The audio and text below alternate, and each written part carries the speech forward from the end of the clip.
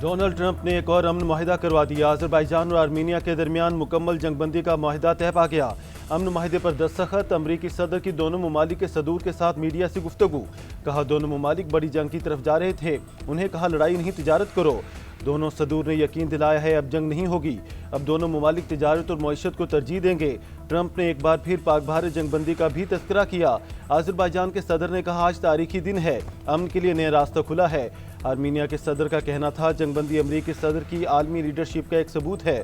دونوں ممالک کے صدر نے ڈونلڈ ٹرمپ کا نوبل امن ایوارڈ دینے کا مطالبہ کر دیا۔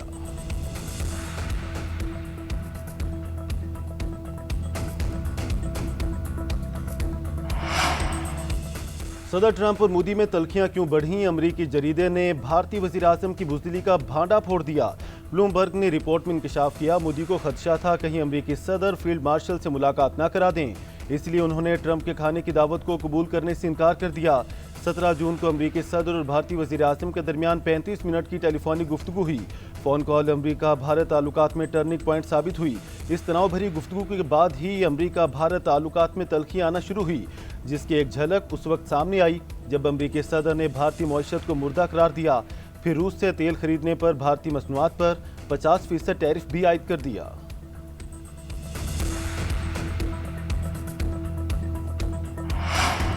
بھارت اور امریکہ کے کشیدہ تعلقات بد سے بدتر ہونے لگے۔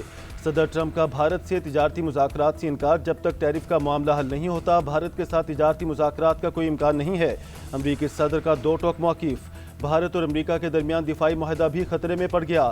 بھارتی وزیر دفاع راجناتھ سنگھ کا دورہ امریکہ منسوخ۔ بھارتی میڈیا کے مطابق مودی سرکار نے امریکہ سے دفاعی ساز و سامان کی خریداری روک دی۔ بھارت امریکہ سے تجارت اور ٹیرف کے معاملے پر بات چیت کا منتظر۔ دفاعی ساز و سامان کی خریداری کا اعلان فروری میں ٹرمپ اور مودی کی ملاقات میں کیا گیا تھا۔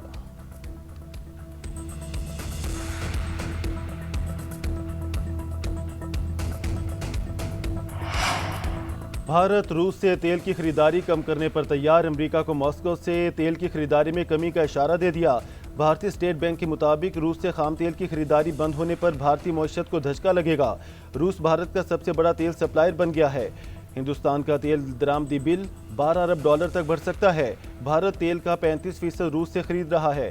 مودی سرکار 2025-26 کے بقیہ عرصے میں روس سے تیل کی درآمد روکتی ہے تو بل مالی سال 2026 میں $9 ارب ہوگا۔ مالی سال 2027 میں $11.7 ارب تک بڑھ سکتا ہے، جس کی وجہ سے تیل کی قیمتوں میں اضافہ ہوگا۔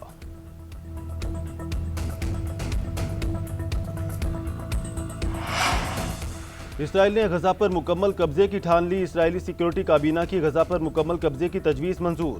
غزہ کے 75% حصے پر قابض صہیونی فوج نے باقی 25% پر بھی چڑھائی شروع کر دی۔ رہائشیوں کو جبری انخلا کا حکم۔ صہیونی ٹینک بھی شمالی غزہ پہنچ گئے۔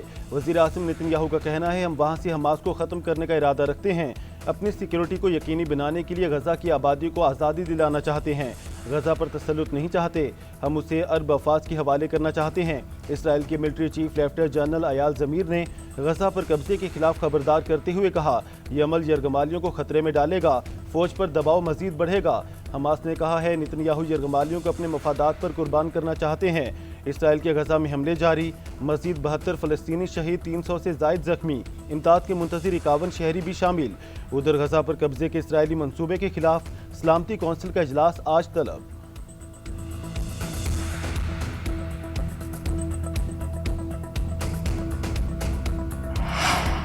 غزہ پر اسرائیل کا مکمل قبضہ نامنظور۔ سعودی عرب، چین، برطانیہ، جرمنی، آسٹریلیا اور ترکیہ سمیت دنیا بھر کے ممالک کی شدید مذمت۔ جرمن چانسلر کا اسرائیل کو اسلحہ بیچنے سے انکار، کہا یہ سمجھنا مشکل ہے کہ صہیونی فوجی کارروائی کس طرح اپنے مقاصد حاصل کرے گی۔ ڈنمارک کا اسرائیل پر غزہ کے قبضے کا منصوبہ فوری واپس لینے کا مطالبہ۔ اقوام متحدہ نے بھی اسرائیل سے غزہ پر قبضے کا منصوبہ فوری روکنے کا کہہ دیا۔ ترجمان چینی وزارت خارجہ کا اسرائیل کے غزہ پر قبضے کے فیصلے پر اظہار تشویش۔ برطانوی وزیر اعظم کیئر سٹارمر کی اسرائیلی حکومت کو فیصلے پر نظر ثانی کی اپیل، کہا اس اقدام سے صرف مزید خون ریزی ہوگی۔ آسٹریلیا کی وزیر خارجہ بولیں اسرائیل اپنا فیصلہ واپس لے، مستقل جبری نقل مکانی عالمی قوانین کی خلاف ورزی ہے۔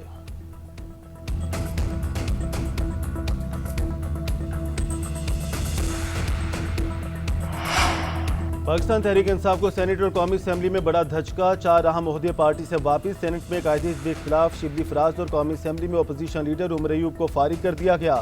اپوزیشن لیڈرز کے چیمبر بھی واپس، نوٹیفیکیشن جاری، پارلیمانی لیڈر اور ڈیپٹی پارلیمانی لیڈر کے عہدے بھی خالی، نشستیں خالی قرار دے دی گئیں۔ اسپیکر قومی اسمبلی نے ایوان کو نااہل ارکان سے متعلق آگاہ کر دیا۔ Omar Ayub public accounts committee اور فائنانس کمیٹی سے بھی D list, P T I کے نااہل ارکان قائمہ کمیٹیوں سے فارغ۔ ادھر پنجاب اسمبلی میں اپوزیشن کے نااہل ارکان سے سرکاری گاڑیوں اور کمیٹی چیئرمین کا عہدہ واپس لے لیا گیا۔ پی ٹی آئی رہنماؤں کو 9 مئی کیسز میں عدالتوں نے 10 سال قید کی سزا سنائی تھی۔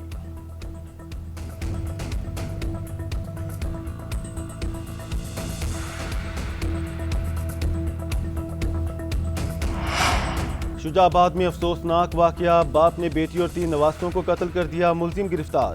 پولیس کے مطابق بستی ملوک شاہ کے رہائشی محمد وارث کا داماد سے جھگڑا ہوا تھا، جس پر ملزم نے بیٹی اور اس کے 3 بچوں کو چھریاں مار دیں۔ مقتولہ ارشاد بی بی کی عمر 27 سال اور قتل ہونے والے بچوں کی عمر 3 سال سے 2 ماہ تک تھی۔ مقتولہ شوہر سے ناراض ہو کر باپ کے گھر آئی تھی اور اب صلح کر کے واپس شوہر کے گھر جانا چاہتی تھی۔